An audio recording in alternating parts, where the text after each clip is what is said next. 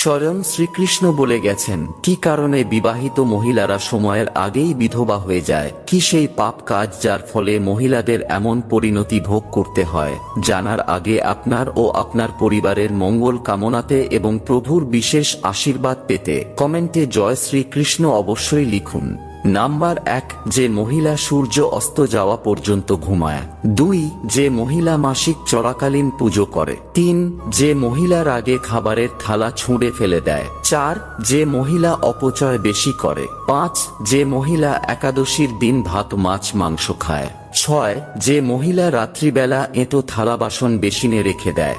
7, যে মহিলা সূর্য উদয় হওয়ার পর দেরি করে ঘুম থেকে ওঠে।